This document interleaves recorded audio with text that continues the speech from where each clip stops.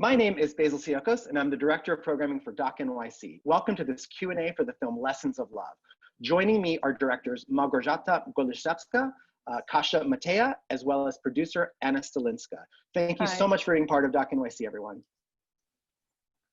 Hello. So I'll start with the basic question about, I love the film. I think it's beautiful, and you have found a superstar in Yola, your subject. How did you meet her, and what drew you to her to tell the story? We met Yola. I first met Yola at the dancing club for seniors in mine and Kasia's hometown in Szczecin in Poland. And at the time, I was planning to shoot a documentary about that. And Yola was, from the first second, she's magnetic, hypnotizing, she's the star, but also from the first second, I connected with her instantly, and people usually connect with her very quickly because she's very open. And the longer we were shooting, the more clear it became that this person deserves a film of her own. And so you were looking for a different, like you were doing a portrait of the dance studio, or what? Like, were you looking specifically for a subject when you were doing at the dance club, or what was the original idea? The idea was to speak about love, but from a perspective of people of elderly age. Got it. So the funny thing for me is that actually the title of the film comes from that stage where girls were actually shooting a film about something else, even though it was in this dancing club and Yola was already there. But once we met, they had quite a lot of footage from this place, and initially the topic was totally different, but the title stayed, and it's kind of funny because now it fits even better than it was in the beginning. So it was like a prophecy, I guess. Right. And so just to be clear, so when you met her, had she already left Bogdan at that point, or was she thinking about it? She was at the very important moment of her life because she was just after serious operation, a medical operation, and at that moment she realized that Bogdan doesn't care about her at all. He didn't even call her and ask if she's alive after operation. So when we entered the dancing club and we met her there, she was like opening herself for new steps in life, and she was just on the edge of this decision to change something. So we appeared in a perfect moment for Yola. Yeah. And she's beautiful, and she has such a sort of like an old Hollywood glamour look to her, and it seems perfectly comfortable in front of the camera. Was that just from the very beginning, or did it take time for her to get used to being filmed, or was she just, I'm grabbing hold of this opportunity and I'm a star kind of thing? I think she's been waiting all her life for that kind of moment, like maybe Kasia should add something from her perspective, because Kasia was also a DOP of the film. So she has her own experience with that, but Yola, she really behaves exactly the same, even though there is no camera.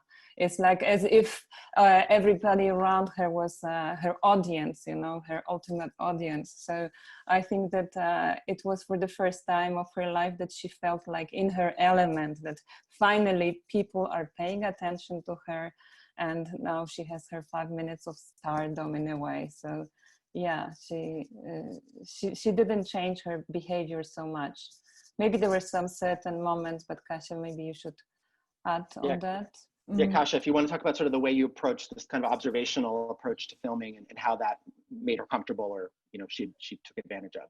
Yeah, so yeah, as Anya said, Yola is and behaves in front of camera on the same way how she behaves in real life. But we were filming for 4 years, so the process of change was quite long. She took step by step in a longer period. The story is squeezed into 74 minutes, but it wasn't like she was allowing us to enter every part of her life. Like, she saved some intimacy for herself, and month by month she opened more for our presence in her life. So from this perspective, it was a process. But also, I think the biggest challenge of the film for us during this whole 4 years, I think it was the fact that she really hides her emotions so much, and it's also connected with the way that she is behaving and presenting herself to others, you know, because she has this full makeup, she has this, she's like a theatrical persona, you know, that she built. So on one side is on one hand it's very hypnotizing and interesting, but on the other it's also a challenge for the filmmakers, like how to catch her change, emotions, intimacy. So Kasia and Gosia were like focused a lot on, you know, in how to get as close to her as possible, how to open her up. I mean, it was really difficult for to achieve. You know. And Malgorzata, I wonder, like, filming her for 4 years, what was most surprising for you about that opening and up and that transformation that you witnessed, being able to watch her for that much time and see her from catching her in the dance club to where she is today? It was very surprising when Yola decided herself that she wants to have music lessons. And we didn't help her with that. We didn't help her with finding the musical school. We didn't help her with finding the teacher. And when I saw this teacher was so perfect, was so suited to be Yola's teacher, and the way she could confront Yola in a way and open her up, and the connection that they had, and that was something really special for me, which we never expected, actually. It was like a gift. And to see Yola so vulnerable, it was the most visible in the music lessons. There was a lot happening on these lessons, and we just put a little bit in the film. But that was something very special for me personally. That's great. But I think they were like psychotherapy, you know, and that Yola would never ever go to a psychotherapy session, but in a way in this film, that's the role that it finally served, and it was, like Gosia said, an amazing documentary gift. Yes. Well, the other thing that oh, sorry, go ahead. There was another gift I just wanted to tell, because also in a symbolic way, we really wanted to see, we really wanted the viewer to meet Yola without makeup. But for these 4 years, I saw Yola without makeup only once, and just for a moment, like, I don't know, it was like 4 in the morning or something like that.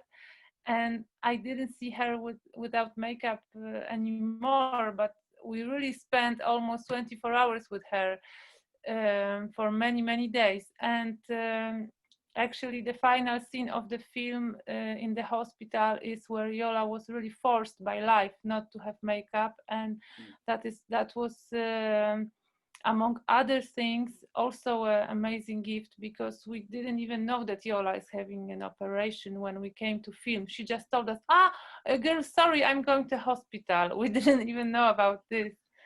So yes, this was another amazing gift for the film.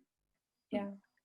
And I wonder, the film itself has such a almost fictional feel to it, and it's beautiful. And I wonder about, like, how did you achieve this? How, you can't just capture that just gun and run. Like, you have to plan for the way that it looks so beautifully composed in so many ways. Maybe Kasia, if you can talk a little bit about sort of the planning that it took. You were with her for 4 years, but, like, what were the practicalities of, like, how did you set up certain capturing certain scenes with her? Like, can you talk a little bit about sort of the specifics around the look of the film? Yeah, it took us some time to get to this point when we discovered how we should work, how our work is beneficial for the film. We wanted the film to have this fictional visual approach from the very beginning, and we did it first in planning the camera positions and deciding that in some scenes we are using 2 cameras, or in one scene we were using 3 cameras. And because of that, we had the opportunity to edit. We achieved this goal, finding the proper way of camera work, and then in the editing process, yeah, because we had the material from, for example, 2 cameras or 3 cameras, so it was easier for us to edit the dialogue scenes and to make them look like they are fictional. But it's not that we prepared everything. It's observational documentary. So right. But we were actually preparing quite a lot. I mean, I think it was also a reaction to a lot of limitations that we were having during the shooting. And whenever we are coming back from the shooting, we realized that this doesn't work, or it was such a great situation, but we didn't capture it, or we cannot edit it. Like there was, for 2 first years, we had really a lot of limitations, a lot of issues with editing the film. So I think the final form of the film, it's because we were trying to find solutions to every single of these limitations. So in a way, at first it was only Kasia filming. She had only 1 camera. Then we realized it's not enough. I mean, we have a lot of beautiful shots, but it still is not enough in a way. So then we invited another DOP to the project, and like every single time we were like reassessing and finding new solutions, and we are kind of happy that a lot of people say that it has this fictional look, because it really suits to personality of Yola, like that it is as if it was a Hollywood film and not like a rough, difficult, heavy, Polish documentary. Well, yeah, but sorry, go ahead, Kasia. Yeah. What's kind of interesting is that we had one version, like edited version of the film, which was even more fiction-like. And then we realized that it's too much, it's too perfect, that we need to add these rough scenes when the camera is moving a bit to have the feeling of realness in the film. Authenticity, so, yeah. Yeah, I mean, I love it. I mean, I think like it has a very different feel from a lot of documentaries, and for that reason, it is it stands out for me. And I also want to respond to one thing Anna said about it's not even though it deals with a very serious topic, it's not heavy, and that's so refreshing that you're dealing with a serious issue like domestic abuse and this horrible relationship she's been in forever, but she brings a lightness and a spirit and a spirit of happiness and joy and second chances, or whatever you want to call it, which is really, really interesting.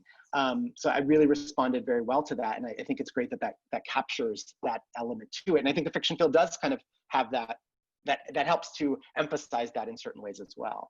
And so I guess I want to ask about that element of it, the sort of more serious element. And I was surprised at the vulnerability and openness that not only Yola shows, but then her friends, when she's talking about, when they're sort of commiserating and saying, oh yes, that's, that happened to me as well, or whatever. Was that surprising to you when you saw those scenes and when they have those conversations, or did it seem like that's a fairly common experience for me, women yes, of that generation? They talk about most of the time. No, because they talk about it most of the time. It was nothing surprising in the film. For them, it's like a light topic, actually, because it's so normal to them. It's just... But for example, it's so much... It's a part of everyday life. Mm. And but related, I found it shocking. I just have to add up on this. For me, it was one of the most shocking things during the whole process of the film. It was to realize that most, like, or all of these women had experienced domestic violence. Like in my reality, it doesn't happen, you know, and I mean, it happens, but it's not a standard, it's not a common thing. And for me, it was really crucial to just realize that all of them had this experience. They reacted differently, but it's so common for them that it's not serious anymore, and they don't rebel, they don't question it. For them, it's just a matter of they can joke about it. And for me, it was the strongest experience during the whole process, probably, just to see that's their reality. And that was the moment when I understood why Yola is not leaving her husband, because it's so normal everywhere for her and for her friends. So why, I mean, she's not questioning it, you know? So, right. So for me, it was shocking, but it's true that at a certain point you get used to it, and it's horrible in a way. And that brings me to my next question, which is about the men in the film, specifically Bogdan agreeing to be in the film. I mean, I was shocked to hear the sort of verbal abuse that is in the film from him to Yola. Does he not think his behavior is a problem, or does he not care if people will say that he's an asshole? You know, like, does he not have a problem with being portrayed in the film in this way, and showing his true colors? He doesn't care. Yeah, he doesn't care. He doesn't care. He said to us, "I know that I'm a bad guy here. I know who I am." He signed the papers to allow us and to film him, and he agreed for this. He's, you know, he just doesn't care, really. I think that he even had some kind of a pleasure of being such a bad villain, a bad character in the film, that he even had fun because of that. Yeah. That's true. Wow. That's I mean, that's so disturbing in many ways. Yeah. And then I also wonder about Boychuk. I think I'm saying his name right, Yola's new boyfriend. Did he meet her while she was being filmed? And did that normalize the camera being around them? I mean, I just wonder about the pressure of starting a new relationship and meeting somebody and, oh, I like you so much, and then being like, by the way, these women are following me with a camera. Like, how did that work for him in particular during the process? Did he have any issues with it? I can tell the story. He was one of the people attending the dancing club, just like Yola, when we and Kasia started filming, and we filmed him and her every week, and they were used to the camera. And at that time, he was like pursuing her. He was one of the guys who liked her and liked to dance with her, and that was all. And she also liked dancing with him, and there was nothing more. And but she liked him. He was standing out among the other guys for her, but she was never really looking like directly for love in that place. She was just looking for fun. And when we started filming, and we liked to film them on the dance floor together, because they were really, you could see that they are happy together on the dance floor, but there was nothing between them yet. And at some point, he hurt his arm, and he asked her, can she come to his house to help him? And we encouraged her to go, and she just went there. And that was a big step for her to enter another man's house. And normally, I don't know if she would have done that. And since then, there was like a bigger trust between them and bigger openness. And all the time, we were also encouraging her to make some more steps. If you like him, why don't you meet with him? And, you know, so we were encouraging it, and they had no problem because they were both used to the camera already. That's great. And then I have one last question before we have to wrap up, which is you debuted the film prior to the pandemic. I know you've been unfortunately dealing with not being able to interact with audiences through this process, but was Yola able to attend any screenings? And if so, how did she deal with interacting with the public who watched the film? Who wants to answer? She loved it. She loves it. It's Yeah. her. It's Her her moment. natural environment. She's a natural born star. So she had the opportunity to be at our world premiere, ITFA Amsterdam last year, November. And she was together with girlfriends, with Lodzia and Jagoda. So they were crazy there. And she also went with Gosia to Prague, and last month in September we had a Polish premiere in Warsaw. So Yola was there, Lodzia was there, and Wojtek. And they were partying so hard. We didn't have a strength to participate to all the events like dinners and discotheques, but they had the strength to do this. So they really feel absolutely comfortable, and they enjoy meeting the audience, talking with people. It's such a great feeling to see them having fun and just, you know. Yeah, I That's think great. Yola would feel well also at Cannes Film Festival at the red carpet. I think it would be the best place for her to be, because Yes. she was exactly in her place here. And That's great. was- Well, I'm it happy to was- hear that. I'm so sorry that we were not able to be in person to, have her there, have you in New York as well. But thank you so much for being part of the festival and for joining us for this Q&A. So once again, Malgorzata, Kasia, and Anna, thank you for speaking with me today about Lessons of Love and for sharing it with Doc NYC. Thank you. And big thanks for the invitation. I hope that Thank you so people enjoyed it.